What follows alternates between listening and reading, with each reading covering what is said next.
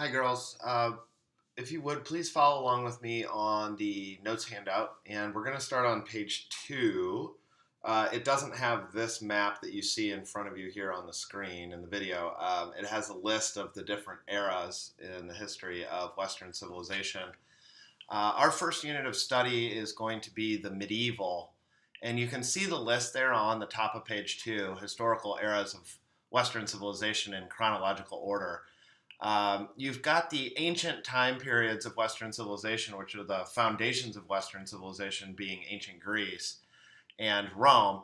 Our studies are going to start in the medieval. We'll look back from time to time at the influence of Greece and Rome later on. And then you've got the early modern and the modern. Note that the medieval is the single longest time period of all these different eras in the history of Western civilization, lasting nearly 1,000 years. The medieval time period, as you read, begins with the fall of Rome. Here was the Roman Empire. Here was the Roman Empire at its height of power and conquest, territorial conquest. With the fall of Rome, Western civilization enters into a very different time period, the medieval, which is marked by a time of deep-seated troubles in Western civilization. Again, as you read, Western civilization barely surviving under immense amount of military pressure from various sides and various forces, neighbors, and Western civilization really barely holding on. So, like we talked about, one of the reasons we are studying an entire year of European history and Western civilization is that Western civilization has been the most dominant civilization in modern times.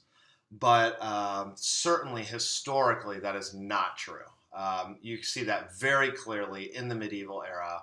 Western civilization is in a very vulnerable position and is struggling civilizationally, is struggling for survival. Now, let's take a look at the third page, and this is some homework that I asked you to do for today. And I would ask that you add on to anything you don't have on your page already on page 3 that I discussed. Just add on to your notes as we go along. So the question posed at the top of the page here is, what does this map tell us about Europe during the Middle Ages? What insights do we get about the Middle Ages from this map? And you've got this town, and it was a town during the Roman era of Western civilization, and here it is also depicted during the medieval time period. So one thing you may have noted is the contraction of the city, meaning the city has shrunk. The city used to have a larger outlay, and obviously the city walls as well. You used to have a larger outlay. It used to just be physically bigger during the Roman time period. And what you have is urban population diminishes as the economy shrinks during medieval time period. So the urban areas are just going to literally get smaller. Additionally, you can see they use some of the old Roman city wall, which is a protective barrier, but then they create another interior protective wall. And this is because another big thing that this map tells us about the medieval time period is this was a very insecure time for Western civilization. Militarily, under a tremendous amount of pressure, you had lots of bands of raiders traveling around, pillaging different communities. So another piece that this map illustrates for us is the insecurity. Not just urban population shrinking, not just a major economic downturn, but also a time period of just great physical insecurity and strife.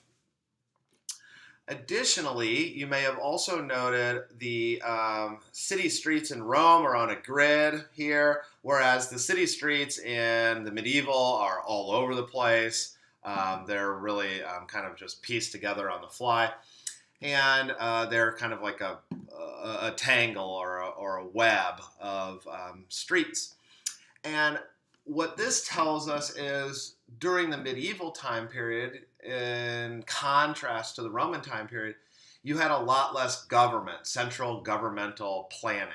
During the Roman era, Rome was administered from the capital city in Rome, and you had different provinces, and you had the central government, and there were a lot of different layers of governmental planning. And you can see that. Look how nice and neat this grid pattern was that this city was based on. It demonstrates a tremendous amount of government influence, central planning, whereas in the medieval time period, you don't have that same reach of government. You don't have the same level of organization, and you don't have the same level of governmental management. Now, we'll go into the system of government in the medieval time period more in a little bit, but it's just not operating on the same level of organization. There's less government. There's more of a void in terms of planning, leadership, etc., which is, of course, part of the larger chaos of the early Middle Ages, especially. The next piece I want to draw your attention to as well is the prominent buildings and the biggest buildings that existed in both the Roman and the medieval time period. And in contrasting these, we get further insight into aspects of the medieval. So in Roman times, the largest building was the amphitheater. And at the amphitheater, they would have races, they would have gladiatorial contests, they would have various competitions. Its general purpose was for entertainment. The largest building in the medieval time period, and here you can see it pretty centrally located in the town, is the cathedral. And this, of course, was a temple built to God. And you see the centrality of Christianity. Christianity, as you read on page 6, obviously organized under the Catholic Church, was the glue of this civilization during the medieval time period. It's the focal point, it's the emphasis, and you see that here. This shift away, and the amphitheater just being left to rot. They don't have enough resources to keep that up, and it's not enough of an emphasis, entertainment during this time when you're barely surviving. The focal point becomes the Christian faith, under the leadership of the Catholic Church. And it is interesting to contrast that to the biggest buildings. When you think about what it means when a society puts a tremendous amount of resources, and during the medieval time period, these were very limited resources. It's interesting, you get some insights into what the society is all about at that given, what the society's emphasis is and focus is at that time. The amount of resources placed in the cathedral tells us about the centrality of religion. Today, when you look into downtown Omaha and you think about what are the biggest buildings in Omaha, Nebraska, for instance, or any downtown area around the United States, or any city around the United States, generally speaking, it's going to be buildings to commerce, business, finance, to capitalism, making money generally. So that gives you some insight in terms of some ways in which maybe the medieval time period is a little bit different or fundamentally different in some regards to the modern era.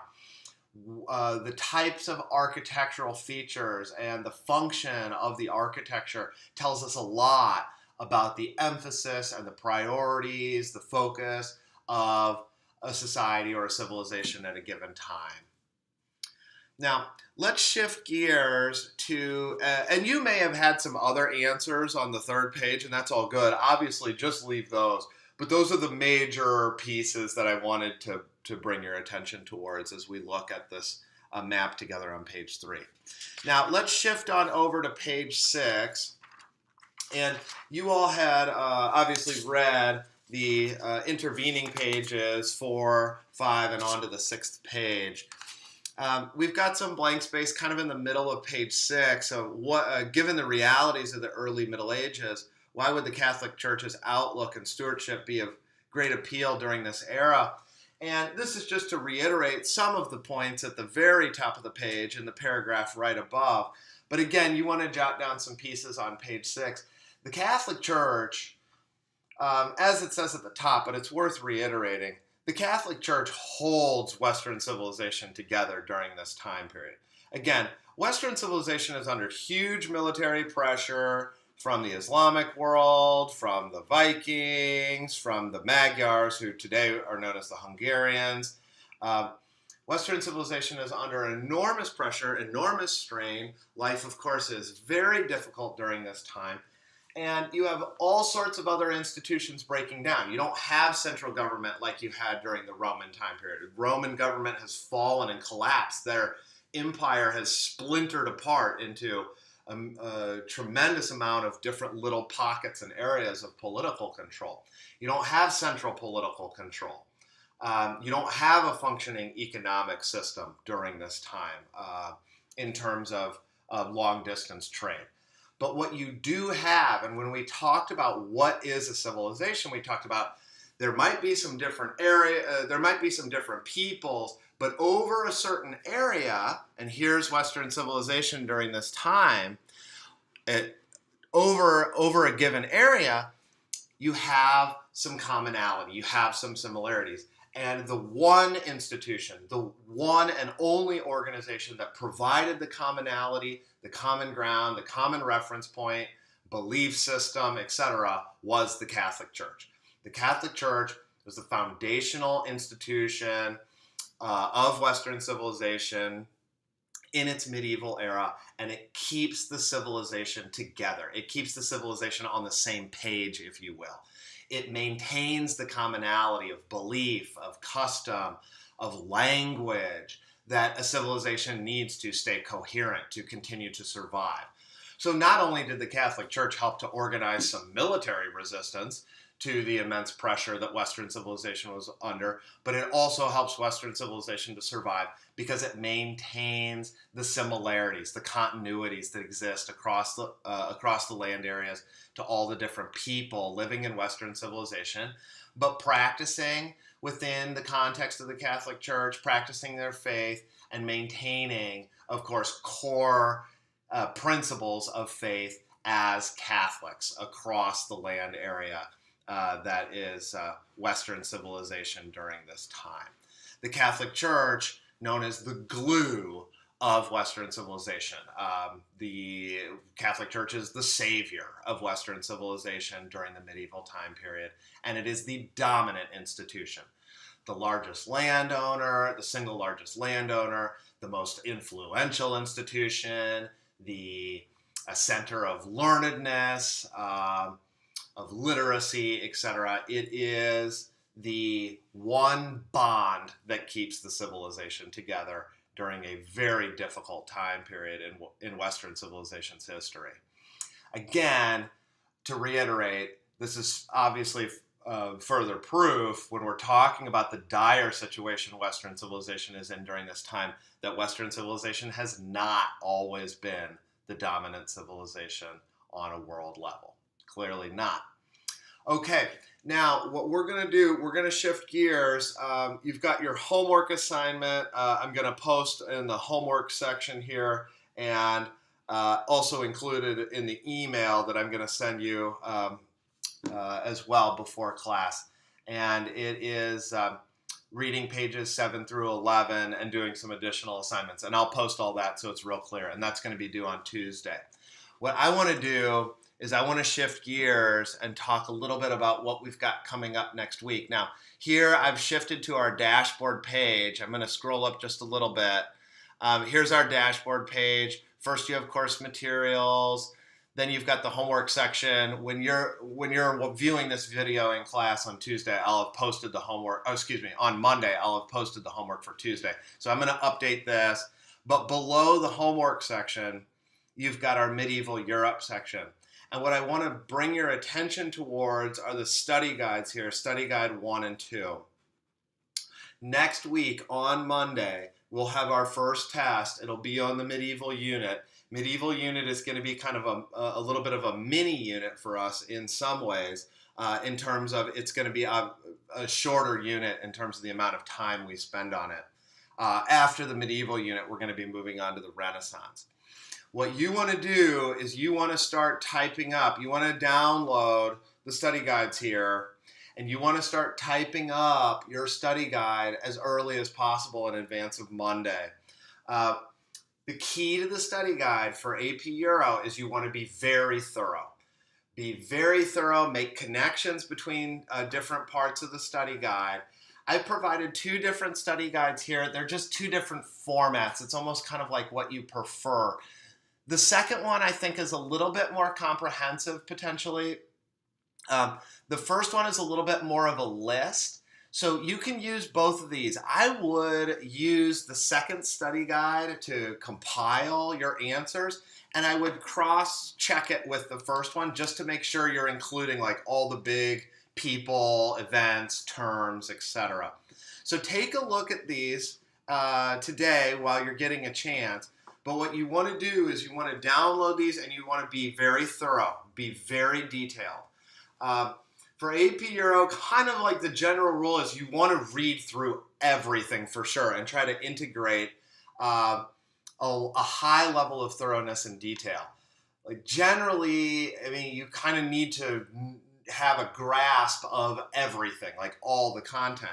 So when we're talking about that, we're talking about all of the notes handouts, both what I provided for you and what you've handwritten in your notes handouts. Any readings out of the textbook and any videos I've had you watch.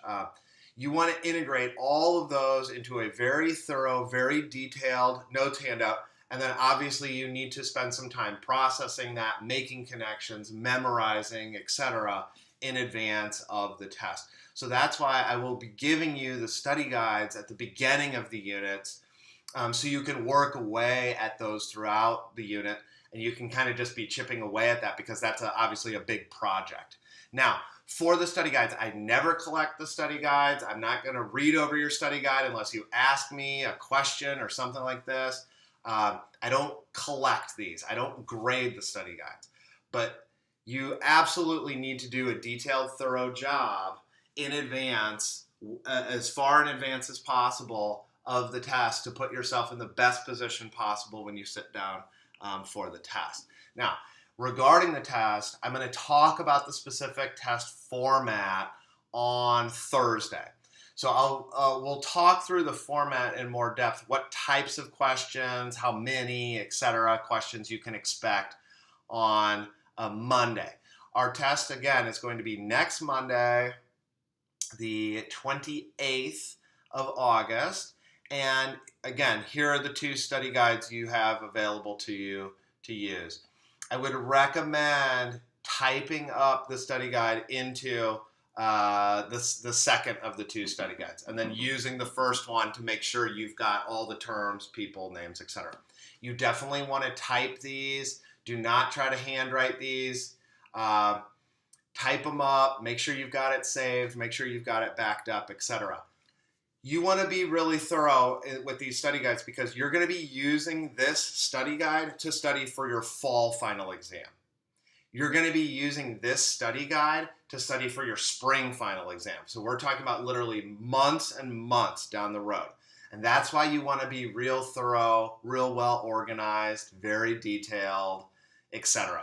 Not only are you using this for next week, you're going to use this well on down the road, and you're going to want a good, thorough, specific job well done at multiple steps along the way. So please, on Tuesday, let me know if you have any questions about any of this. And again, we have the additional homework assignment due tomorrow that I'm going to post here very shortly. Thanks a lot, girls. Appreciate it.